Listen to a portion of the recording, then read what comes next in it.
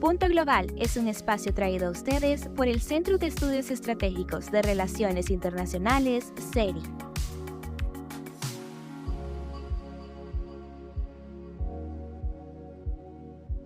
Bienvenidos y bienvenidas a un nuevo episodio de Punto Global. Soy Guillermo Espina, director académico del CERI, y como cada semana nos encontramos aquí en Punto Global para analizar lo que pasa en el mundo. En el día de hoy me acompaña Gastón Zettner y Sara Salas, quien está aquí debutando en Punto Global. Entonces, hola Gastón, ¿qué tal? ¿Cómo va todo? Hola Guillermo, ¿cómo estás? Un gusto estar de vuelta en otra edición de Punto Global.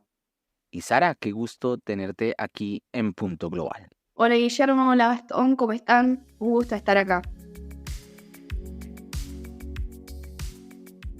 Y bueno, antes de entrar a nuestro episodio del día de hoy, pues vamos con la sección del no tema, donde los voluntarios del CERI nos cuentan sobre lo que está pasando en la realidad internacional. Entonces, Gastón, ¿qué nos traes como no tema esta semana?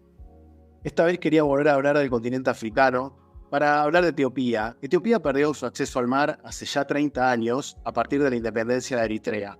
Desde ese entonces tuvo que salir a buscar alternativas para contar con puertos. Este país está rodeado de naciones que cuentan con salida al Océano Índico: Sudán, Djibouti, Kenia, Eritrea y Somalia. Y es de este último país al que me quería referir y centrar, porque en enero de este año Etiopía firmó un memorándum con Somaliland, que es una región de Somalia independiente de facto del gobierno central de Mogadiscio, pero que nadie lo reconoce como Estado. Si bien en los hechos se puede decir que es un Estado, tiene todas las características, ningún país lo reconoce de esa manera. Etiopía de esta manera se comprometería a reconocer a Somaliland como un Estado independiente a cambio del acceso a puertos, incluso donde podría instalar una base naval. Esto generó una gran controversia y agravó las tensiones entre Etiopía y Somalia, porque claramente el gobierno de Mogadiscio lo consideró una violación a su integridad territorial. Incluso se barajó de ir a un conflicto armado directamente entre estos dos estados. Hoy en día se encuentran negociaciones mediadas por Turquía, que cuenta con importantes lazos con ambas naciones y con muchos intereses estratégicos en la región. Por ahora se desactivó el temor a que haya una escala ya más de conflicto armado en esta tensión, pero veremos qué pasa en los próximos días y semanas. Ankara busca que ambas partes lleguen a un acuerdo que podría consistir en el que sea Somalia el que le brinde acceso al puerto y al mar a Etiopía. Muchas gracias, Gastón. Y Sara, haciendo tu debut aquí en Punto Global, ¿qué no tema nos tienes? Bueno, para esta sección quería abordar sobre las negociaciones para el alto fuego en Gaza. Esta semana el secretario de Estado de Estados Unidos, Anthony Blinken, ha llegado a Egipto para seguir presionando a Hamas para que acepte la última propuesta de tregua en Gaza. Se esperan negociaciones entre las delegaciones de Israel, Egipto, Qatar y Estados Unidos, que ya están en el Cairo. Egipto y Qatar son las dos principales mediadores para una tregua en Gaza y los canales de comunicación de Hamas con Israel. Por parte de Israel, Blinken anunció que el gobierno había aprobado la última propuesta revisada presentada por Estados Unidos para un acuerdo de alto el fuego y la liberación de rehenes, por lo que instó a Hamas a hacer lo propio y poder lograr el acuerdo. Asimismo, la vicepresidenta de Estados Unidos y candidata a la presidencia, Kamala Harris, ha llamado a Israel y Hamas a cerrar ya un alto el fuego en Gaza que permita la liberación de los rehenes. En su discurso reafirma el derecho de Israel a defenderse, pero también ha calificado de desolador lo ocurrido en la franja en los últimos 10 meses de guerra y ha apostado por el derecho del pueblo palestino a la dignidad y la libertad. Expresó: ahora es el momento de cerrar un acuerdo para la liberación de los rehenes y el alto el fuego. Bueno, Sara, muchísimas gracias. Muy interesante ese no tema. Ucrania completa una semana de su incursión más grande en suelo ruso desde que comenzó la guerra. El ejército ucraniano dice que miles de sus soldados se apoderaron de cerca de 1.000 kilómetros cuadrados en la región de Kursk, ubicada al noreste de la frontera entre Ucrania y Rusia. El gobernador de dicha región... Tras 2 años y medio de conflicto, la guerra entre Rusia y Ucrania entró a una nueva etapa cuando el ejército ucraniano dio un golpe inesperado, ocupando territorio ruso en la región de Kursk. Se abre así un nuevo escenario mientras las partes recalibran sus estrategias. ¿Cómo responderá Moscú? ¿Habrá negociaciones para concluir las hostilidades? Para ayudarnos a entender esta compleja situación, nos acompaña hoy Dacil Lanza, quien es periodista especializada en política internacional, trabaja en el Destape y Cenital, trabajó en la Agencia Nacional de Noticias Telam y colabora en medios como el diario El Manifesto y la revista Nueva Sociedad, entre otros. Hizo coberturas en Ucrania, Brasil, Chile, Colombia, España y Medio Oriente. Es un gusto saludarte, Dacil. Bienvenida a Punto Global. Hola, muchas gracias. Gracias, Gastón. Gracias, Sara y al Seri por la invitación. Gracias a vos por estar acá. Para empezar, queríamos preguntarte que nos pongas un poquito en tema sobre el estadio actual de la guerra entre Rusia y Ucrania, allá 2 años y medio de su inicio. Bueno, estamos viendo un momento inédito porque justamente está caracterizado ahora por la avanzada que ha hecho el ejército ucraniano en territorio ruso. Esto es bastante inédito. Recordemos que hay que remitirse prácticamente a la Segunda Guerra Mundial para hablar de operaciones de este carácter en territorio ruso.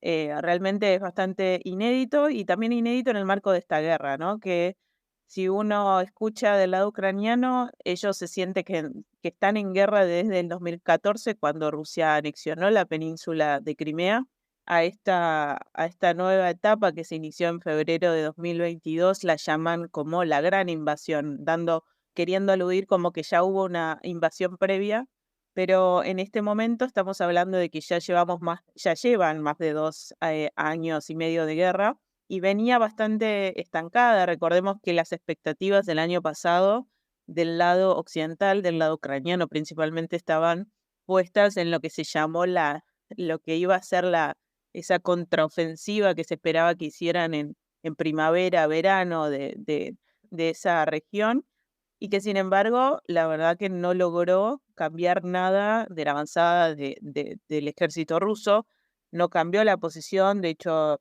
el ejército ruso siguió, digamos, no solo avanzando en el territorio, sino logró celebrar plebiscitos muy dudosos para la comunidad internacional, ¿no? O sea, en las regiones de Donetsk, Lugansk, que forman el Donbass, pero también otras 2 regiones, también hay del este ucraniano, donde, bueno, la aspiración es que justamente incorporar esos territorios digamos, al territorio ruso.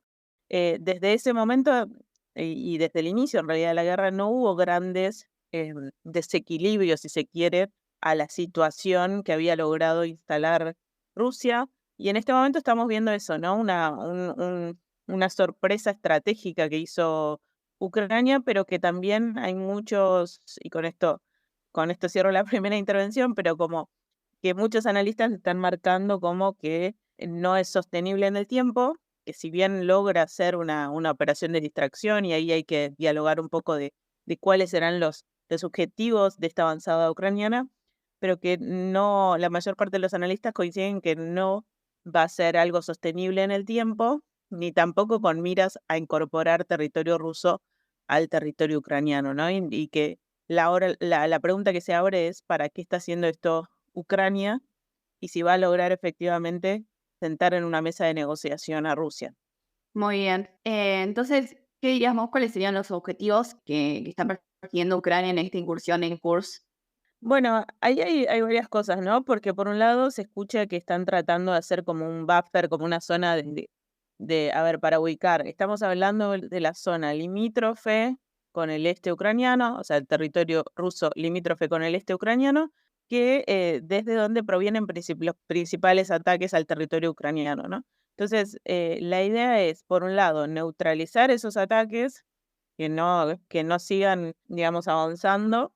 Por otro lado, también se especula con que buscan avanzar cada vez más, acopar más territorio para que, lo dijo Zelensky en algunas palabras, como, bueno, para que la población sienta lo que es tener la guerra, la población rusa sienta lo que es tener la guerra en su territorio, y que esto no solo con miras a amedrentar en cierta forma a la población, sino para que ejerza presión sobre Putin para que se siente en una mesa de negociación o para que, digamos, logren hacer algún tipo de acuerdo, ¿no? También se habla de que es una medida distractiva para que las tropas rusas que están en territorio ucraniano tengan un doble frente que atacar, ¿no? Porque por un lado avanzan del este hacia el oeste, como están haciendo las tropas rusas, porque la verdad que las tropas rusas siguen avanzando en territorio ucraniano, y entonces el abrir un frente del lado ruso implicaría que tengan que atender a un frente más, digamos, ¿no? No solo a avanzar a copar territorio, sino también a defender la retaguardia, digamos, lo que sería la parte rusa. Entonces, hay distintas cuestiones que están tratando, que al menos los ucranianos dicen que buscan hacer con esta operación. Descartan, insisto con esto, ¿no? Descartan con que quieran anexionar estos territorios. Y esa es quizás una diferencia muy significativa con lo que está tratando de hacer Rusia con el territorio ucraniano. Ahora, mientras todo esto se va dando, estuvimos viendo en las últimas semanas, los últimos meses incluso, que tanto Ucrania como Rusia están moviendo sus fichas a nivel internacional, buscando lazos, buscando también ejercer cierta presión. Por ejemplo, con lo que pasó en el Sahel en estos últimos días, de varios países rompiendo relaciones con Ucrania, que se le acusa de apoyar bandas disidentes en ciertos países, bueno, con Rusia también bastante metido en África. Mientras vemos todo eso, estuvimos viendo hace un tiempo, vos participaste con varios periodistas de una entrevista a la que estuvo Zelensky, y el mismo Zelensky habló de los lazos y de la importancia de los lazos de Ucrania con Latinoamérica. En este momento, ¿qué rol tiene la región? ¿Qué nos podés decir de eso? ¿Qué tenemos que esperar de Latinoamérica en esta guerra? Bueno, ahí hay que decir que, digamos, a la estrategia militar lo que busca hacer Ucrania es acercar también intentó, digamos, impulsar una estrategia diplomática también, y esto se vio con esa suerte de convención que hizo en Europa Zelensky hace 2 meses, donde la llamó la Convención de la Paz, algo así le habían puesto el nombre, pero que sin embargo era una convención de paz donde no estaba el interlocutor principal, que era Rusia, ¿no?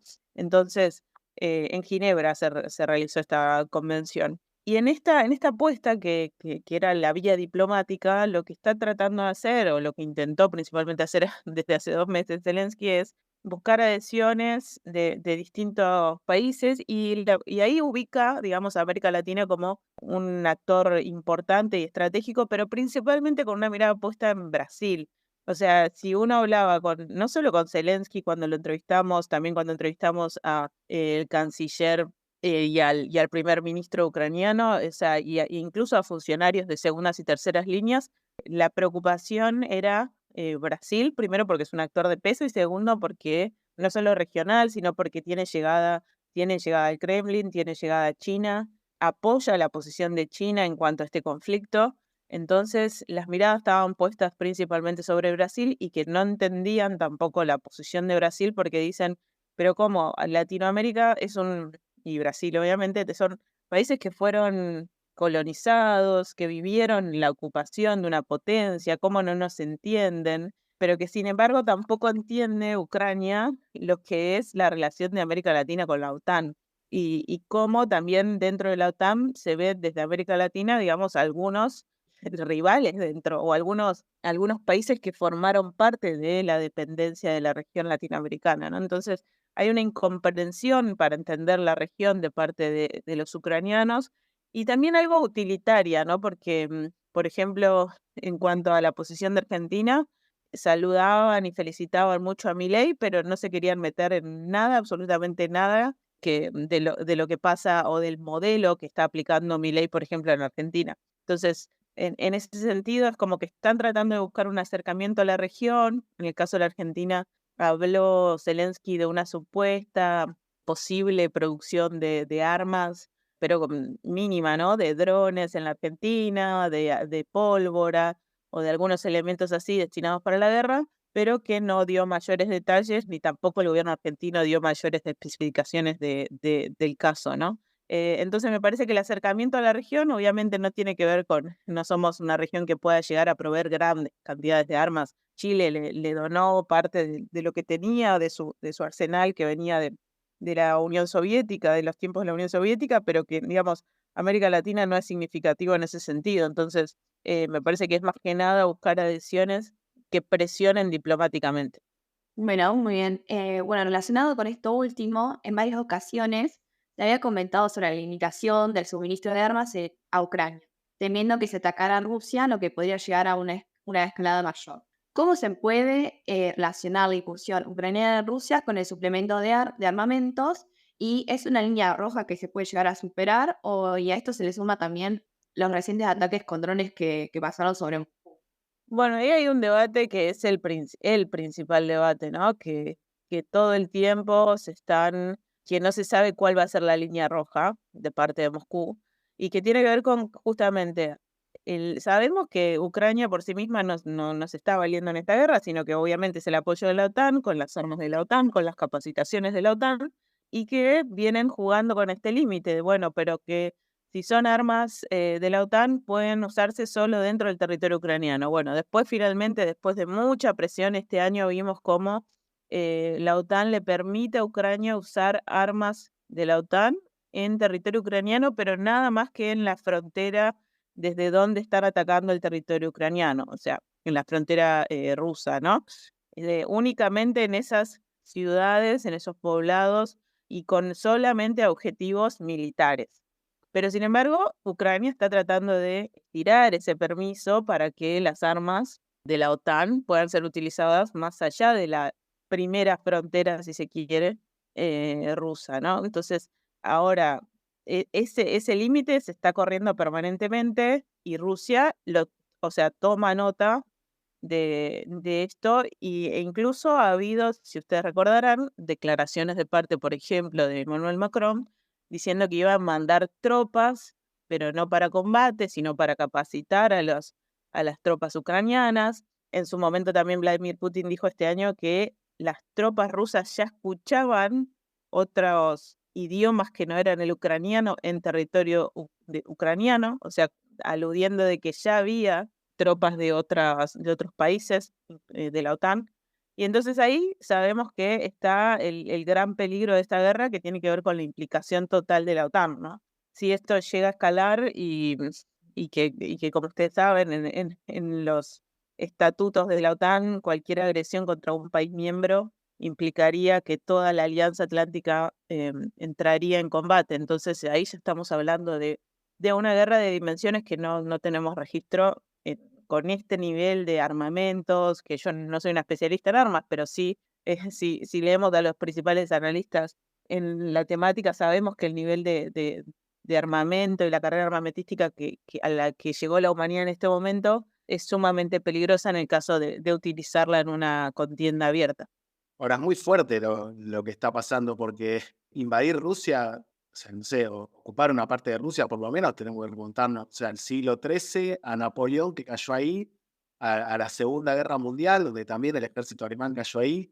Es muy complicado ocupar territorio ruso con la efectividad que lo hizo Ucrania, y aparte ocupar un estado con capacidades nucleares, es algo que tampoco había pasado hasta ahora. No se siguen corriendo líneas rojas, o sea, ¿hasta dónde puede llegar esto? Bueno, ahí hay dos temas sensibles, o sea, un tema sensible que es el tema de los territorios, incluso, o sea, estamos hablando de Rusia, una de las principales potencias nucleares, pero más allá de llegar a la instancia de si utilizan o no armas nucleares, el tema de que son zonas donde están importantes centrales nucleares, ¿no? Ahí en Kursk en la zona cercana a Kursk hay una central nuclear. Recordemos que también está en el lado ucraniano está Zaporilla, que es la central nuclear más importante de Europa. Y que si ustedes veían la semana pasada, no sé si vieron, las imágenes eran muy impresionantes, que hace unos 10 días atrás salía humo de la central de Zaporilla, que es una central nuclear en territorio ucraniano que está controlada desde el inicio de la guerra por Rusia, con el personal bastante reducido, no tienen todo el personal necesario. También por momentos se cortaron las vías de suministro de agua principalmente, que son las encargadas de enfriar los reactores y ese tipo de cuestiones, pero la semana pasada lo que pasó fue que se vio un incendio dentro de esa central, empezó a salir humo. Enseguida intervinieron la OIEA, el organismo de la OEA que se encarga de la energía nuclear y que está liderado por Rafael Grossi, el argentino. rápidamente dijeron que no había un peligro grave, pero que de vez en cuando vemos este tipo de escenas que no sabemos hasta dónde pueden llegar a escalar, ¿no? Entonces, por un lado está la cuestión de las centrales nucleares que están en zonas que están siendo bombardeadas desde hace 2 años, y por otro lado, el posible uso de armas, si bien hasta ahora han hecho rumores de que fueron utilizadas algunas armas con uranio enriquecido. La semana pasada, por ejemplo, en una reunión donde estuvo Putin, que fue televisada con su gabinete, uno de los presentes dijo que se habían registrado que habían utilizado armas con uranio enriquecido.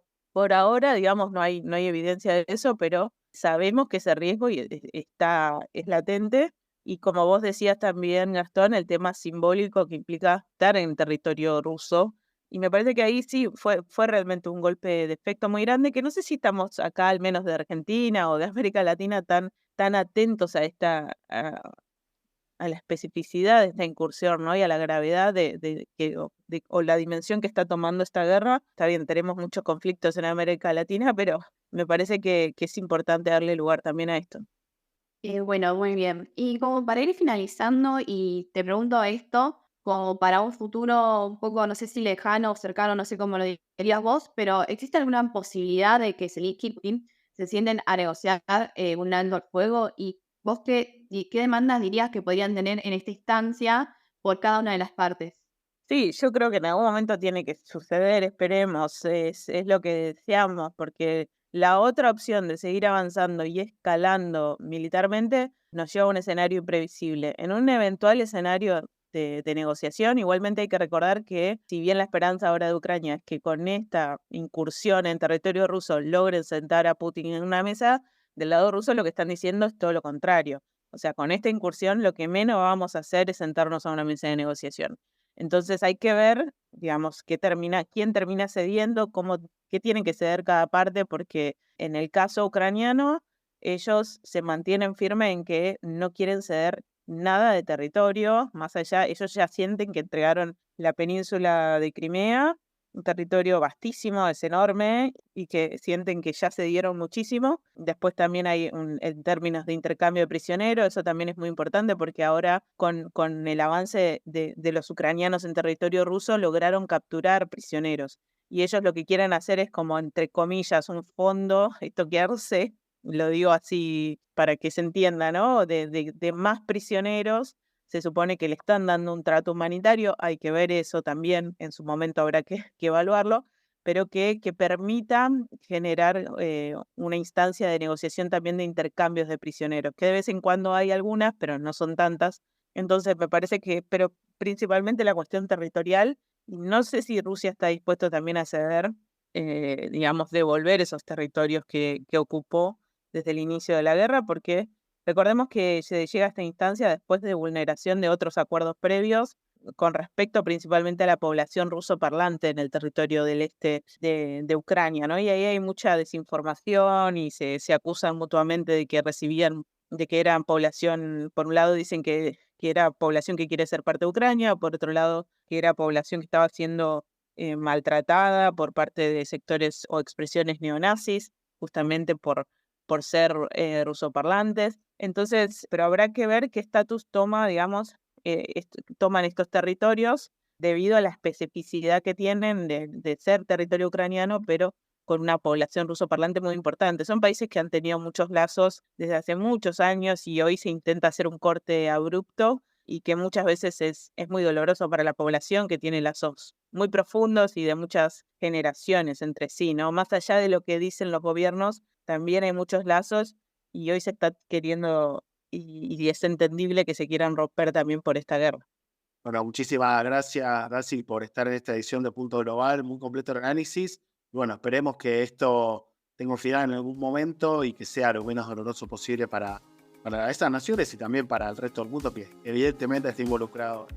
Muchas gracias a ustedes por la invitación. Y bueno, no podemos dejar este episodio sin invitarlos nuevamente a unirse a la comunidad de WhatsApp del SERI, donde van a encontrar toda la información, los artículos de opinión, los informes que presentamos, los seminarios y por supuesto los episodios de Punto Global. Recuerden que el enlace lo encuentran en la descripción del episodio. Déjenos sus comentarios acerca de Punto Global y de nuestros episodios y hablemos un poquito sobre qué piensan sobre la guerra en Ucrania. ¿Creen que esta ofensiva ucraniana logrará convertirse en un éxito y lograrán desviar las tropas de Rusia? Déjenos sus comentarios. ¿Qué piensan sobre esta etapa del conflicto que hemos visto en este episodio? Por supuesto, recuerden que pueden encontrar Punto Global en sus plataformas favoritas de podcast. En este episodio de Punto Global, Sara Salas y Gastón Sedner hicieron la investigación. La edición fue por Ana Esquivel, el diseño del arte fue por Mora Surillón, la conducción por Sara Salas, Gastón Sedner y quien les habla, Guillermo. Nos encontramos la próxima semana en un nuevo episodio de Punto Global.